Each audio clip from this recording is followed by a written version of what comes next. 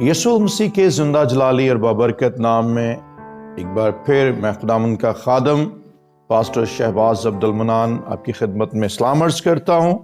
आज फिर हम रूहानी जंग के उस मज़मून के साथ जो है वो खुदावंद के कलाम में से सीखेंगे, और खुदावंद के कलाम में से हमने रूहानी जंग के इस मज़मून में अभी तक जो है वो जिन बातों पे गौर किया उन पे तेज़ी से हम जो है वो एक नज़र डालते हुए आगे बढ़ेंगे। हमने देखा कि हर एक शख्स जो ज़मीन पर आता है वो जंग की हालत में है और दो दुनियाओं का हिस्सा है, फितरी और रूहानी हल्के में वो पैदा होता है, और रूहानी हल्के में वो पैदाइशी से जो है वो इब्लीस के बादशाहत के तले है, और उसको फैसला करना है कि उस बादशाहत को छोड़कर वो खुदावंद की बादशाहत में आए,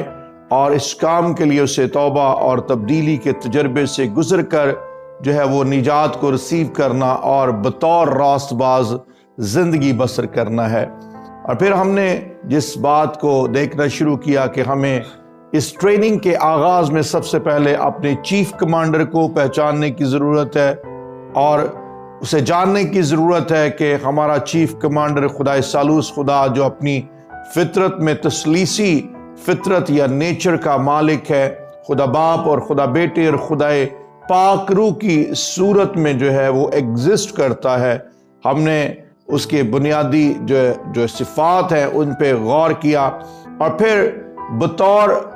बाप हमने उसके कुछ नामों पे जो है वो गौर किया, और वही नाम जो है रूहानी जंग के अंदर उसके काम और उसकी कुदरत को भी जाहिर करते हैं। हमने कुछ नामों का जिक्र किया, और आज हम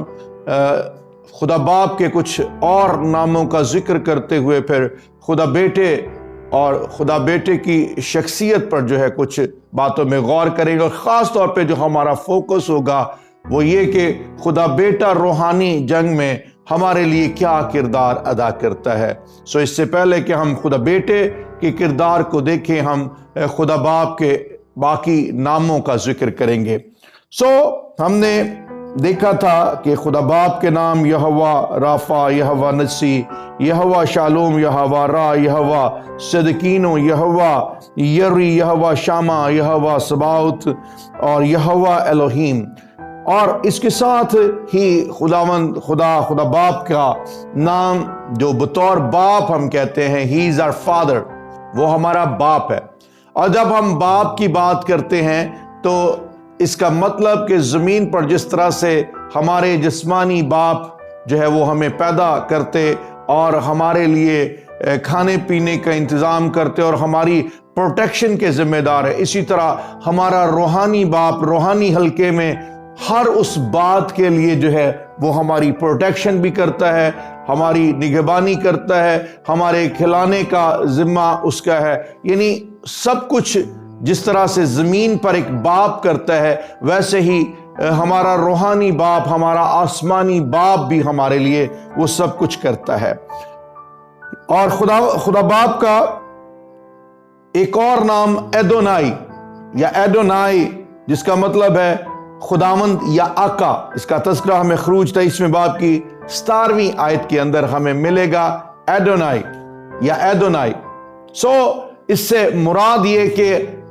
हम सरेंडर करते हैं, हम अपने आप को पेश करते हैं, हम पूरे तौर पे जो है वो अपने आका, अपने खुदावन के सुपुर्द करते हैं, और अपनी ज़िंदगी की हर एक बात के लिए, अपने ज़िंदगी के हर एक काम के लिए और अपनी ज़िंदगी की हर ज़रूरत के लिए हम खुदा पर इन्हिसार करते हैं, और वो हमारी ज़िंदगी के हर एक काम में हमारे साथ खड़ा है। फिर एक और खुदा बाप का नाम एल, और एल भी जो है वो यहोवा की तरह मुख्तलिफ नामों के साथ मिलकर उसके कॉम्बिनेशन में जो है वो इस्तेमाल होता है। और जिस तरह उसके अगर पहली शक्ल पे गौर करें तो एल शदाई भी एक मशहूर नाम है, और बहुत सारे ईमानदार इससे वाकिफ हैं। और एल शदाई का मतलब कि वो अपने लोगों की ज़रूरियात के लिए तन्हा काफी खुदा है, यानी he is enough God for the necessities of us. وہ ہماری ضروریات کے لیے, for the needs of us, ہماری ضرورتوں کے لیے وہ اکیلا ہی کافی ہے. یعنی ہمیں جو ہے وہ اپنی ضرورتوں کو ریسیو کرنے کے لیے, اپنی ضرورتوں کو پورا کرنے کے لیے, یا اپنی تمام تر ضرورتوں کے حصول کے لیے کسی اور طاقت کی طرف دیکھنے کی ضرورت نہیں ہے. ایل شدائے گاڈ ہماری ساری ضرورتوں کو پورا کرنے والا ہے, اور روحانی جنگ میں بھی ہمارا ایل شدائے گاڈ جو ہے وہ سب کچھ کرنے پہ قادر ہے. اس لیے ہمیں اپنی زندگی کے کسی بھی عالم میں, کسی بھی حالت میں جو ہے وہ نہ تو پریشان ہونا ہے, نہ ہی ہمیں تردد کرنے کی ضرورت ہے, کیونکہ ہمارا خدا ہمارے لیے سب کچھ کرنے پہ قادر ہے. پھر اسی طرح سے ایلولیم جو ہے وہ ایک اور خدا باپ کا نام ہے, جو پیدائش 21ویں باب کی 33ویں آیت میں جس کا ہمیں تذکرہ ملتا ہے. اس کا مطلب ہے ابدی خدا, اٹرنل فادر, اٹرنل گاڈ. ہمارا خدا ابدی ہے, اور ابدی ہونے کی وجہ سے, ہمیشہ قائم رہنے کی وجہ سے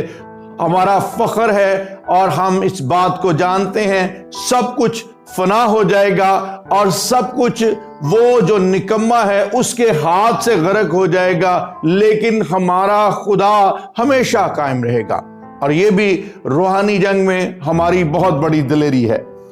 پھر ایل ایلیون ایک اور نام, دیگر دیوتاؤں پر قادر خدا. ہی از آل مائٹی گاڈ, ایل ایلیون. اور اس کا تذکرہ ہمیں پیدائش 14ویں باب کی 18ویں آیت کے اندر جو ہے وہ نظر آئے گا. یہ وہ بنیادی نام ہیں, اور ان ناموں کے اندر ہمارے خدا باپ کی وہ ساری صفات اور وہ سارے کام جو ہیں وہ پنہا ہیں. اور خدا باپ جو ہے وہ جو کچھ اس روحانی جنگ میں کرتا ہے اس کے سارے ناموں سے جو ہے وہ واضح ہو جاتا ہے, اس کے سارے ناموں سے عیاں ہے. اس لیے ہمیں ہمیشہ اپنے خداوند خدا باپ پر جو ہے وہ ڈیپینڈ کرتے رہنے کی ضرورت ہے. دوسری صورت میں خدا بیٹا یعنی یسوع مسیح, جس طرح ہم نے اس کی تثلیثی نیچر کے اندر دیکھا کہ تثلیثی نیچر میں اس کی 3 شخصیات ہیں, یعنی خدا باپ, خدا بیٹا اور خدا پاک روح. بیٹے کی صورت میں وہ 2 فطرتوں کے اندر کام کرتا ہے, الہی بھی اور انسانی بھی. اور زمین پر بھی جب وہ آیا تو انہی 2 نیچرز کے ساتھ جو ہے وہ زمین پر آیا تاکہ انسان کا کفارہ ہو جائے. اور جس طرح ہم اس جو ہے وہ الہیات کو بھی بڑی اچھی طرح سے جانتے ہیں کہ جب وہ زمین پر آیا اور دونوں نیچرز کے ساتھ آیا, کیونکہ دونوں نیچر جو ہے انسان کی بڑی ضرورت تھی, کیونکہ جب وہ بطور بے عیب برہ قربان ہوا تو اس انسانوں کے درمیان اس قدر کوئی بھی شخص جو ہے وہ پاک نہ تھا, یا کسی بھی شخص کے اندر وہ پاکیزگی نہ تھی کہ وہ تمام تر انسانوں کا کفارہ ہوتا. ایک بے عیب برہ درکار تھا جو اس کی ڈیوائن نیچر کے اندر ہی مل سکتا تھا, کیونکہ انسانوں کے لیے لکھا کہ سب نے گناہ کیا اور خدا کے جلال سے محروم ہیں. اس لیے بہت ضروری تھا کہ اس پاک بے عیب برے کے لیے وہ ایک ڈیوائن نیچر کے ساتھ آتا, اور خون بہانے کے لیے ضروری تھا کہ اس کے اندر ہیومن نیچر بھی ہوتی. اور ہیومن نیچر کی وجہ سے, کیونکہ انسانوں کے اندر خون ہے اور خدا ایک روح ہے, اس لیے ضرور تھا کہ اس کے اندر ہیومن نیچر بھی ہوتی. اس لیے وہ 2 نیچرز کا کمبینیشن تھا, ڈیوائن نیچر اور ہیومن نیچر. اور خدا بیٹا جو ہے وہ ڈیوائن اور ہیومن نیچر میں زمین پر آیا اور اس نے اپنی زمینی خدمت کو جو ہے وہ پورا کیا. اور جہاں تک تعلق ہے کہ خدا بیٹا کا مقام کہاں ہے, اس کی وہ کہاں رہتا ہے, زمینی خدمت کے اندر وہ زمین پر رہا, لیکن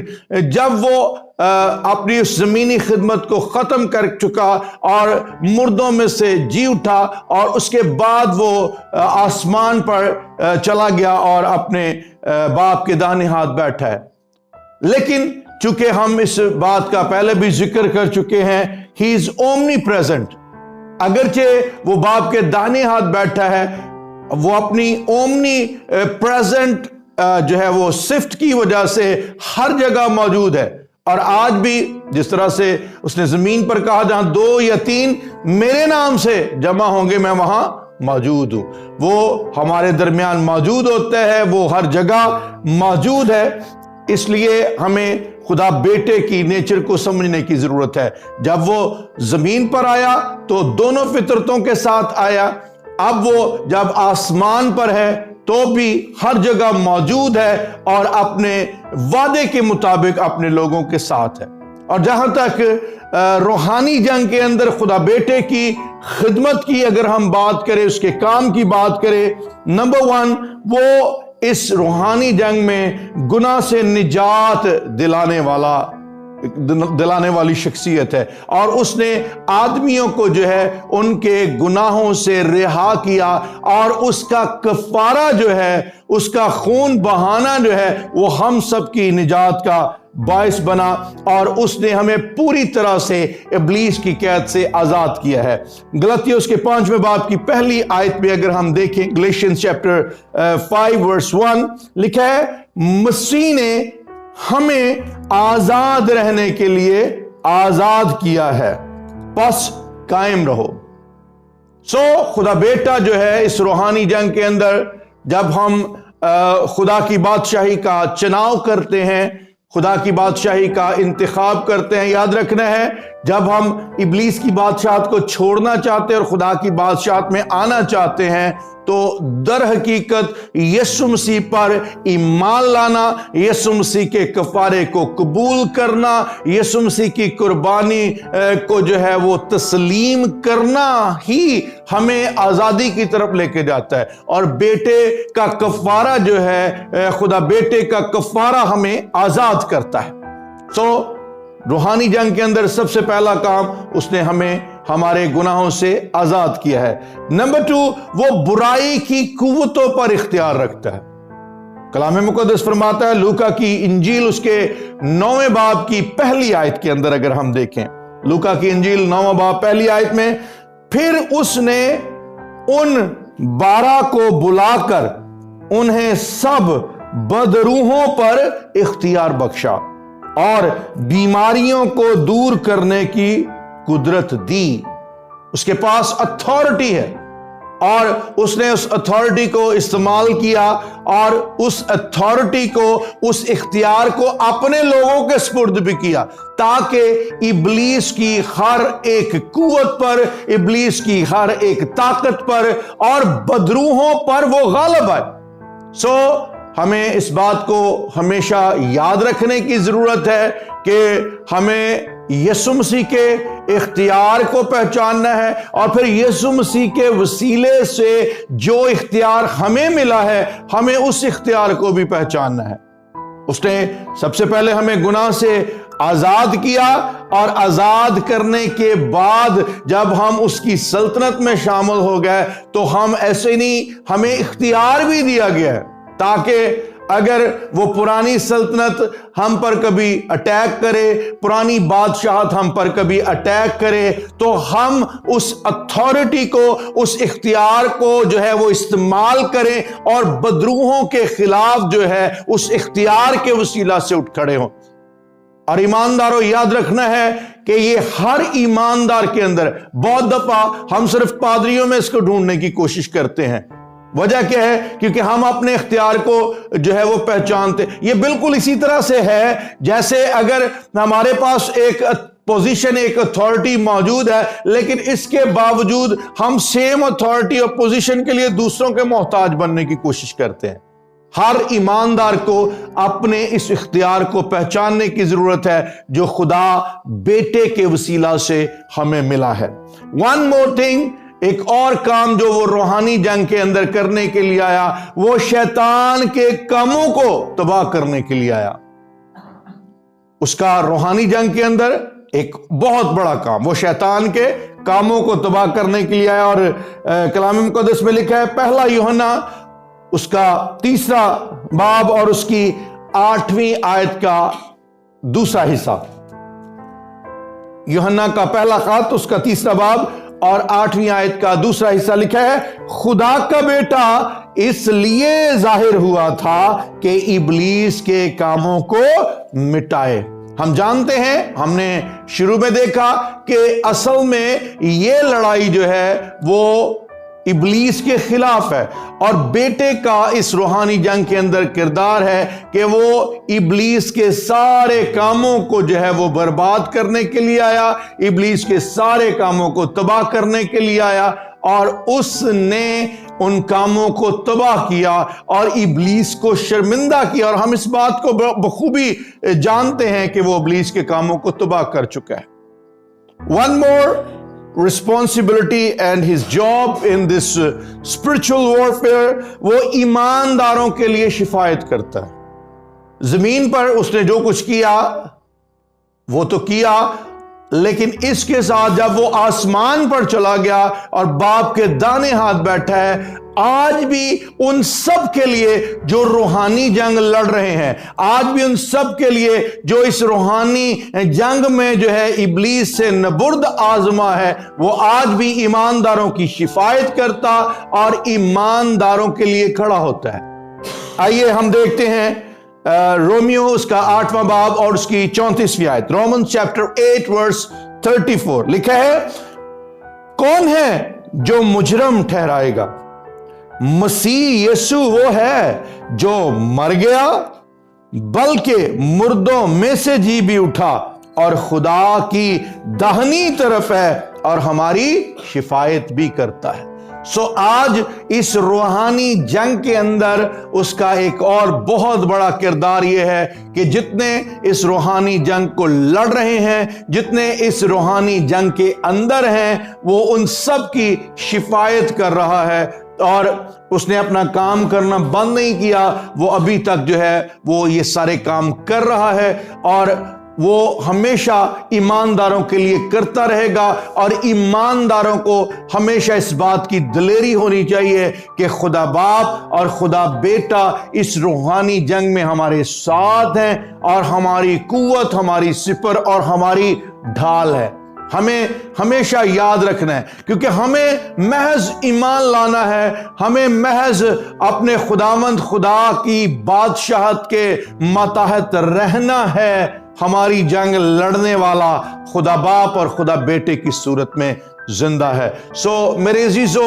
ہمارے لیے یہ خوشخبری بھی ہے کہ ہمارا چیف کمانڈر خدائے ثالوث خدا ہمارے لیے موجود ہے اور ہماری جنگ لڑتا ہے۔ آئیے ہم خداوند کی حضوری میں اس شکر گزاری کے ساتھ آئیں اور خداوند کا شکر ادا کریں۔ بزرگ آسمانی باپ، ہم یسوع مسیح ناصری کے نام میں بدل و جاں ایک بار پھر تیری شکر گزاری کرتے ہیں۔ خداوند ہم شکر ادا کرتے ہیں آسمانی باپ کے لیے جو خداوند خدا ہماری قدرت ہے، خدا بیٹے کے لیے ہم تیری شکر گزاری کرتے ہیں جو خداوند خدا ہماری زندگی کے اندر روحانی جنگ میں خداوند خدا ایک خاص سپاہی کی طرح خداوند ہماری پروٹیکشن کر چکا ہے، اور خداوند خدا یہ حفاظت ہماری ذمہ داری، اور خداوند خدا بڑی ذمہ داری کے ساتھ اس نے یہ حفاظت کی ہے۔ خداوند میں تیرا شکر ادا کرتا اور تیری منت کرتا ہوں اس روحانی جنگ میں تیرے لوگ روحانی جنگ کے ان سارے کاموں کو جان پائیں،